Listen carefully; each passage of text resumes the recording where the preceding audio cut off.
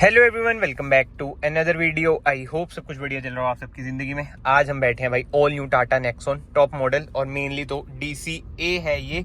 मतलब आपको पता ही है, पहले एल्ट्रोज में आया था बट अब ये ऑल न्यू नेक्सॉन में आ चुका है। AMT की आपको परफॉर्मेंस पता है, थोड़ी डामाडोली रहती है, तो आज की वीडियो में ना हम यही चेक करेंगे। और ये टर्बो पेट्रोल इंजन में आपको मिल जाता है। इंजन स्पेसिफिकेशन की बात करें, 1200 सीसी का 3 सिलेंडर इंजन मिल जाता है, जो आपको प्रोवाइड करता है 120 bhp with 170 Nm of torque. And please इस वीडियो को ना एंड तक देखना, बहुत सारी बातें, मतलब कि एक ना मैं आपको बिल्कुल ही रियलिटी चेक दूंगा। और माइंड में एक चीज जरूर रखो कि ये जो टॉप मॉडल है जो मैं आज चला रहा हूं पेट्रोल वाला, वो ऑन रोड हमारे हरियाणा में 17 लाख का पड़ता है। डीजल की बात करें 18 लाख का पड़ेगा। मतलब कि नेक्सॉन जैसी कार, सब 4 मीटर वाली सब कॉम्पैक्ट SUV 18 लाख रुपए। तो ये आप माइंड में रखना कि 18 लाख की बात है। पेट्रोल की बात करें, चलो 17 लाख की बात है ऑन रोड हरियाणा। मुंबई जैसे शहरों में भाई पेट्रोल भी आपको 18 साढ़े 18 लाख रुपए ऑन रोड पड़ेगी। तो अगेन मैं आपको ये बोल रहा हूं कि प्राइसिंग आप माइंड में रखना, और खासकर वीडियो में ना आप एंड तक बने रहना, क्योंकि बहुत जरूरी बातें हम इस वीडियो में करेंगे। ये नॉर्मल ड्राइव रिव्यू नहीं होने वाला है। और इसके ना मैंने रिव्यूज वगैरह सारे चैनल पे डाल रखे हैं, आप देख सकते हैं। फीचर लोडेड कार है ये, फियरलेस। जैसा मैं इंडिकेटर दूंगा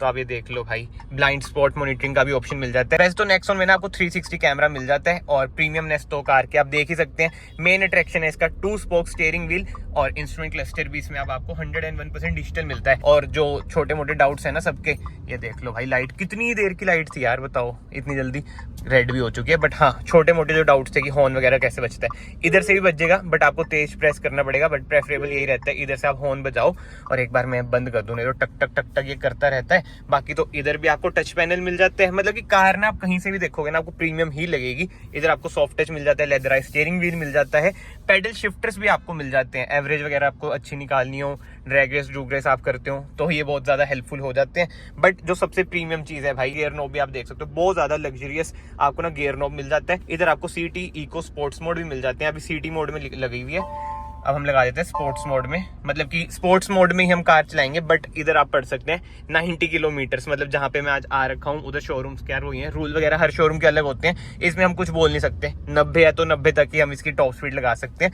बट ठीक है, एक परफॉर्मेंस का ना पता चल जाएगा कि भाई 3 सिलेंडर इंजन में वाइब्रेशंस वगैरह है या नहीं है। इसकी वेटिंग मतलब कि 4-5 महीने तक चल जाएगी डीजल की। बट येस, अभी तो श्राद्ध चल रहे हैं, तो एज सच तो आपको पता ही है क्या सीन रहता है श्राद्ध में। हमारे इधर तो भाई कार लेते ही नहीं है, आपके उधर लेते हैं तो कमेंट सेक्शन में जरूर बताना। नवरात्रों में सीजन स्टार्ट हो जाएगा, हो जा ग्रीन लाइट। इतनी बातचीत कर ली, ग्रीन लाइट तो होए, एक बार खुली सड़क मिले। 90 ही लगानी है वैसे तो, बट स्टिल यार देखो, जैसे इनिशियली मैं आपको बताऊं ना, वाइब्रेशन आपको फील होंगी। 3 सिलेंडर है और मैंने ना चला ली है, उसके बाद मैं रिकॉर्डिंग स्टार्ट कर रहा हूँ। मतलब कि मैंने इसका फील ले लिया कार का। आप देखो, पंजा दबाऊंगा, वाइब्रेशन आपको कहीं ना कहीं लगेंगी ही लगेंगी। बट जो एक अच्छी चीज है भाई, गियर जब शिफ्ट हो रहे हैं ना, आपको फील नहीं हो रहा कि हाँ गियर शिफ्ट हो रहा है। AMT वाला वो रबर बैंड इफेक्ट तो बिल्कुल भी नहीं है। और परफॉर्मेंस देख लो भाई, खींच अच्छा रही है स्पोर्ट्स मोड पे। ब्रेकिंग की बात करें, फ्रंट आपको डिस्क मिलती है, रियर में आपको कोई डिस्क ब्रेक नहीं मिलती है। बट ब्रेकिंग में भी कोई दिक्कत ऐसा है नहीं। सेफ्टी फीचर्स की बात करें, टाटा का लोहा पूरी दुनिया को पता है कितना तगड़ा है। But still 6 airbags, ABS with EBD, hill hold assist जैसे ना इसमें आपको एज स्टैंडर्ड सेफ्टी फीचर्स मिल जाते हैं। अभी तक मुझे वाइब्रेशन ना बस जब मैं इनिशियली जो फर्स्ट गियर पे कार उठती है ना तभी फील हुई है। उसके बाद तो ऐसा कोई वाइब्रेशन वगैरह फील नहीं हुई, to be very honest.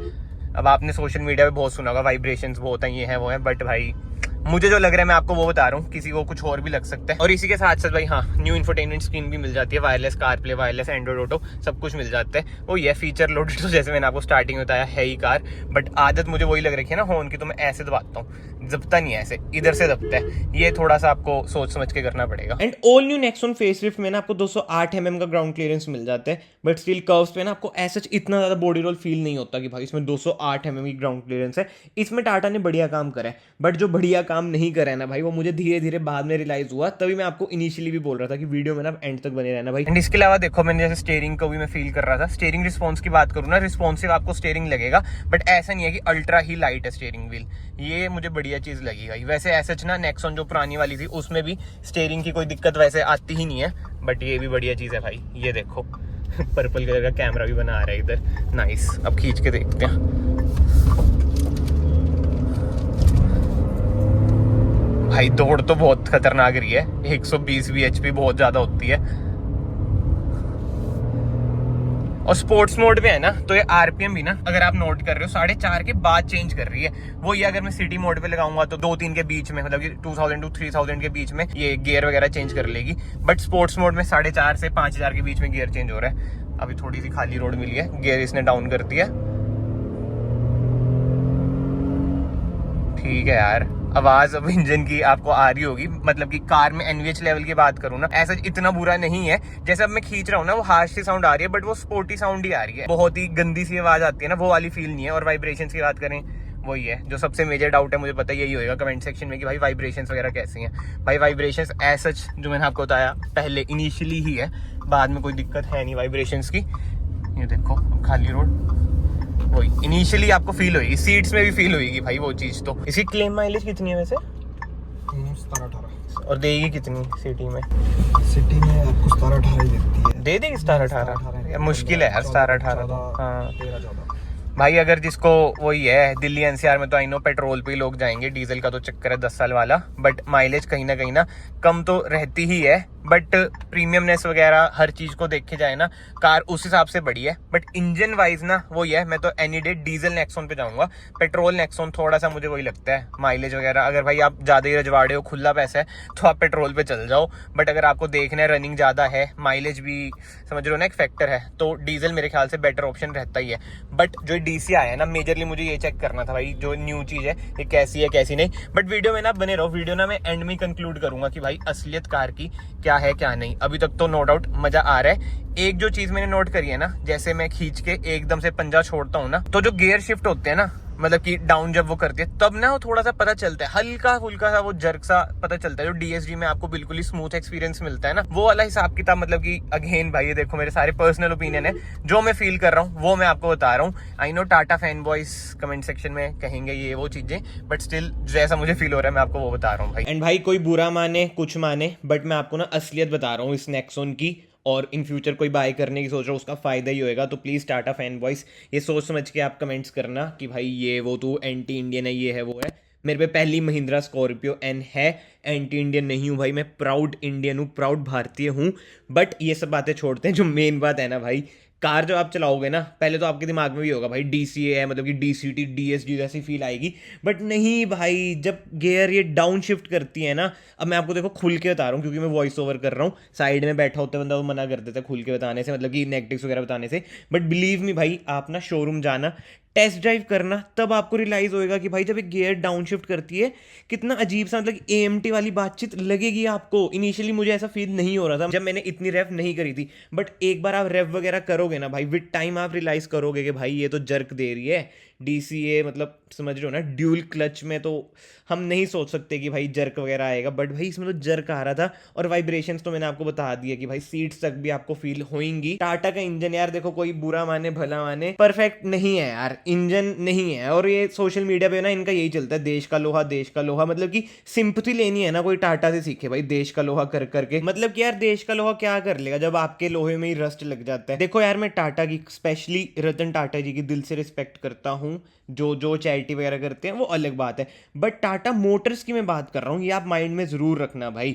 Harrier की बात करें उसमें रस्ट आ जाते हैं, नेक्सॉन के गियर क्लच का इशू आपको पता ही है, आफ्टर सेल सर्विस का इशू आपको पता है, एल्ट्रोस के इंजन रिलेटेड प्रॉब्लम्स आपको होते हैं भाई। मेरे क्लोज फ्रेंड है आशीष शुकीन, वो इंस्टाग्राम वगैरह पे वीडियोस वगैरह डालते हैं, उनकी वीडियोस देखना भाई, बंदा रोज ही अपनी टियागो लेके शोरूम में पड़ा रहता है। टाटा की गाड़ी लेने के बाद 1 साल के अंदर आपको क्या क्या प्रॉब्लम्स फेस होगी ये आपको। टियागो सीएनजी गेट, आशीष भाई ये इसके गेट कहाँ गए? भाई एसी नहीं चल रहा था तो गेट हटवा दिए, बढ़िया। टाटा की जो भी प्रॉब्लम्स है आपने फर्स्ट पार्ट देखा होगा, सर्विस सेंटर गई, सर्विस सेंटर से वापस आई और 3 दिन बाद फिर से जो प्रॉब्लम्स है मैं फिर से बता देता हूँ। इसका रेडिएटर चलता रहेगा, चाबी निकाल लो उसके बाद भी चलता रहता है बहुत देर तक, बैटरी कंज्यूम हो रही है फालतू की। भाई ये जो आपको भीड़ सामने दिखाई दे रही है ना, ये ऐसी भीड़ नहीं लगी हुई। 4 दिन पहले गाड़ी यहाँ से ठीक होके गई है और 4 दिन बाद ही गाड़ी की आप हालत देख लो। और मेरी तो भाई से बात होती है, वो भी परेशान है कि भाई क्या करूं, अब मिडिल क्लास बंदा करे क्या है यार, अब कार ले ली टाटा की, ये सुनते नहीं है यार। महिंद्रा वाले ना सुन लेते हैं आपकी, बट टाटा वाले भाई बिल्कुल नहीं सुनते, कस्टमर परेशान है, ये है वो है। एंड अभी भी आई नो कमेंट सेक्शन में फैन बॉयज के तो हेट कमेंट ही आएंगे, बट अगर कोई टाटा से देख रहा है, मेरी एक ही अपील है कि भाई कस्टमर्स की सुन लिया करो। मेरी जो बुआ है, रियल बुआ ने भी टाटा सफारी ली थी, उनके टाइम पे भी यही हुआ था भाई, उनकी नहीं सुनी जा रही थी। बट एनीवे टॉपिक से हम थोड़ा सा भटक चुके हैं।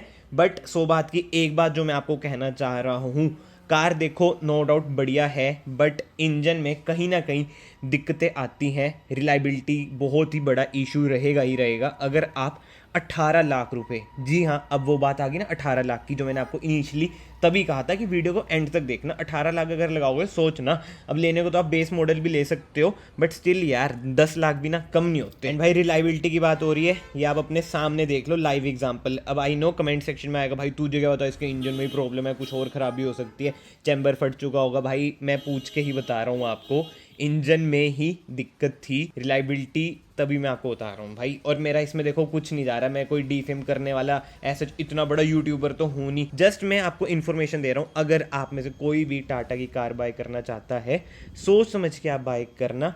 हैरियर सफारी आप फिर भी कर लो क्योंकि उसमें फिएट का इंजन आता है, बट इस नेक्सॉन में भाई टाटा का खुद का इंजन है, तब मैं आपको कह रहा हूँ भाई। बाकी तो देखो at the end of the day आपने कार लेनी है, आपकी मर्जी है। इस वीडियो को सिर्फ और सिर्फ आप नॉलेज पर्पज से ही लेना। अगेन मैं एंड में यही बोलूँगा भाई, रिलायबिलिटी टाटा को सुधारनी पड़ेगी ही पड़ेगी। और अगर नहीं सुधार रहे, अब मैं ये नहीं कह रहा कि महिंद्रा रिलायबल नहीं है, बट महिंद्रा कस्टमर की सुन लेती है यार सोशल मीडिया पे भी, बट ये भाई जिद्दी हैं, ये नहीं सुनते। टाटा मोटर्स जो ग्रुप है वो अलग ही मतलब एक हवा में है। और वेयर एस रतन टाटा जी जिससे रिप्रेजेंट होते हैं, वो कितने ही बढ़िया बंदे हैं, उनकी तो हम जितनी तारीफ करें उतनी कम है। बट स्टिल एक अलग ही टॉपिक चल जाएगा। बाकी तो इस वीडियो को मैं यहीं पे एंड करता हूँ। एंड आई नो इस वीडियो के बाद शायद से टाटा मोटर्स मुझे बॉयकॉट कर दें, अलग ही शोरूम वाले बॉयकॉट कर देंगे वीडियो वगैरह बनाने के लिए। बट ठीक है यार, अगर कोई टाटा से देख रहे, अगर आपको कुछ बुरा लगा हो सॉरी, बट जो मुझे फील हुआ मैंने वीडियो में वही बोला है। जस्ट मैं एंड में यही कहूँगा, प्लीज़ अपनी कस्टमर सर्विस इंप्रूव कर लो, क्योंकि मेरे नॉन्स के साथ जो हो रहा है ना वो मुझे पता है, और मैंने वीडियो में वही डिस्कस भी किया है। बाकी तो ठीक है, मैं आप सबको मिलता हूँ नेक्स्ट वीडियो में। Till then bye bye, take care.